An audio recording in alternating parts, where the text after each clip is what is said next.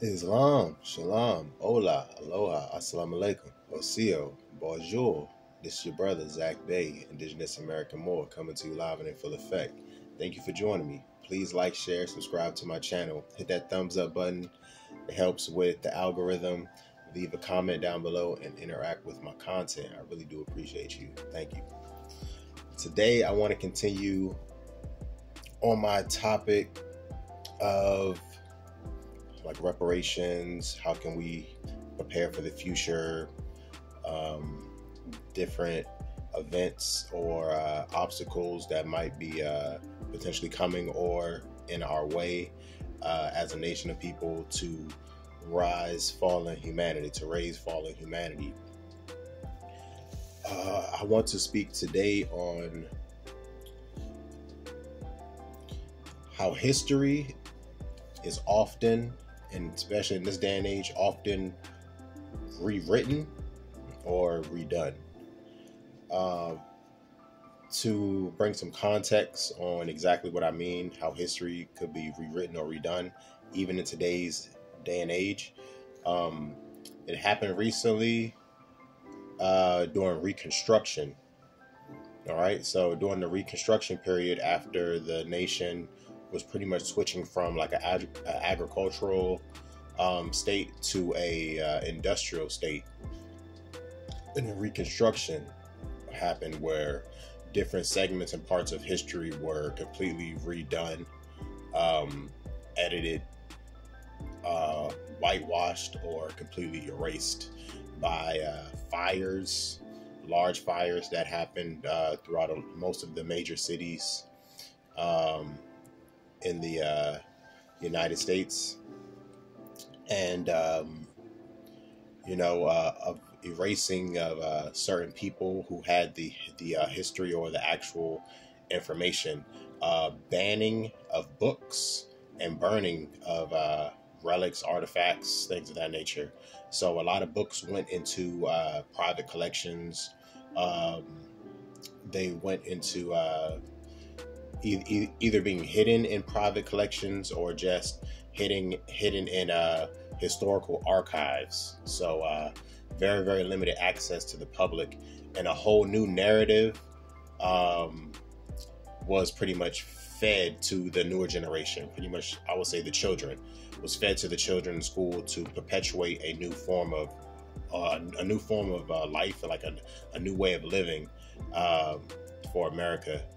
And during this time also, you can imagine a large influx of immigrants were coming into the country. See, just like today's times, a large flux of immigrants were coming from overseas to Ellis Island and all that stuff. So people who haven't even ever been here and who wouldn't know the actual history just by hearsay would get here, and they would learn or be taught this new form of history after Reconstruction. All right. So I want you to keep in mind how Reconstruction happened here in America, and how a true history or story or narrative was changed to fit a different history and narrative, pretty much to the people who rewrote those narratives, those false narratives. So how history and is often rewritten and redone in this day and age, we can look at even just media, cinema, any kind of series or television show, any kind of film. If you notice, they have been making a lot of reboots, a lot of remakes or rebrands. Get what I'm saying? A lot of classic shows that when I was a child or even before I was born have been getting remade. They've been getting redone, rebooted. So that's a way that history can be like changed or rewritten, because they're coming out with a lot of reboots. They're changing how characters were originally, or how we may remember, how we may have remembered them when we were younger. They're changing them to like a completely different version of that character now in this day and age. And that's through like cinema and movies. I don't want to name anything specifically, but just think of some of your favorite shows that you might have grown up with have gotten remade and redone through either a TV series or a film or something like that. In Hollywood, they might Hollywood or Hollyweird. They may have redone or remade said film or movie, completely redid it and redone it for a new generation of audiences. You get what I'm saying? There's been also a narrative of like slave films. It's like always after a few years, it's always like a new slavery film will come out, which is kind of annoying. And it keeps retelling, rehashing the same old transatlantic slave trade story or narrative that has been perpetually told since the Reconstruction era. Also, the way films and series and rebrands, they alter our consciousness by keeping us in the same state or putting us back in the same state of consciousness that the populace was at when that originally came out, as a form of indoctrination or control, to control the masses. All right, because there is a global collective consciousness that is fed through good deeds or bad deeds, pretty much righteousness or wickedness. So this global collective consciousness can be fed through the hearts of mankind being majority wicked, or the hearts of mankind being majority pure, righteous. You know what I'm saying?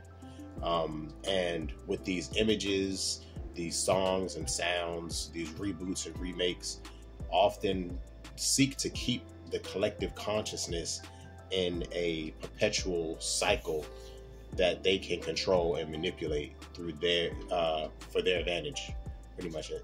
And that's what I want to make everyone aware of.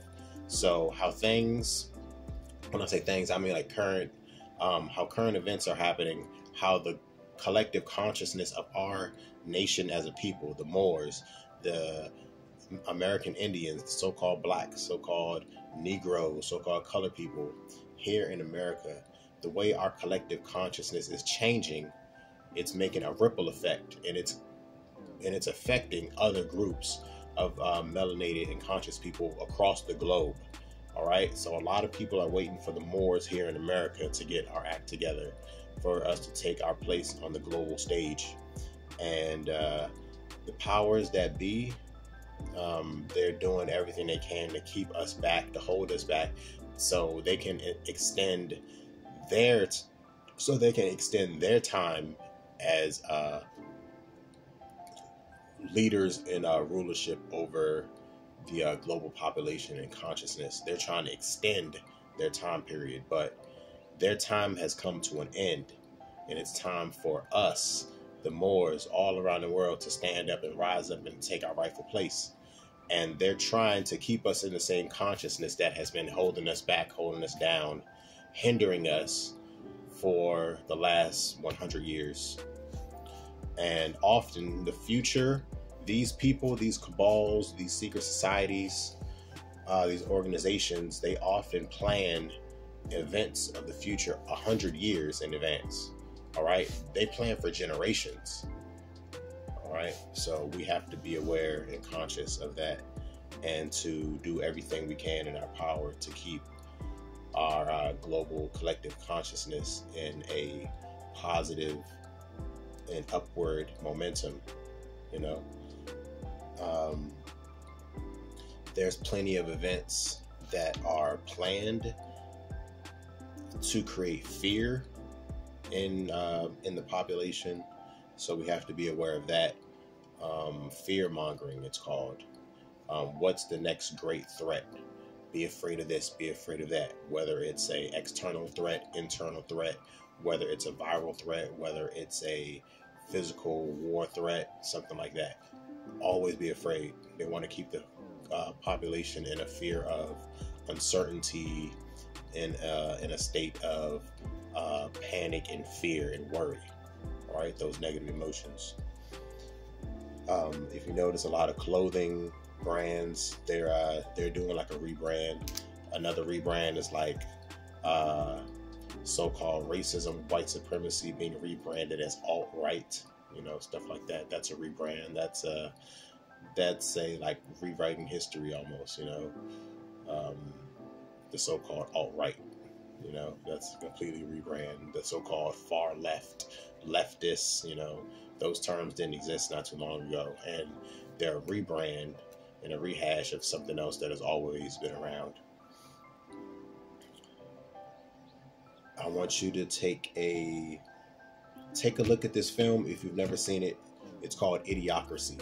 All right, it came out, I want to say, in the early 2000s. But yeah, it was about the dumbing down of like either the national or the global population. Everybody was just idiots. They had all kinds of people running the country while other people were pulling the strings behind the scenes and just keeping everyone entertained, distracted, and as workforces or slaves. But definitely check out that film called Idiocracy. Check out the Mandela Effect if you're unaware of these like psychological tricks that might be working against us in order to keep us back, to hold us back, to deceive us, distract us. Guard your mind, because the mind is a battlefield. And most battles, begin there before it even enters the physical realm. It starts in the spiritual realm, and then the mental realm, and then the physical realm. The physical realm is mostly the last realm that manifests. All right, so be aware. Move toward the light. Thank you for joining me once again. It's your brother Tarik Bey. Peace. Wado.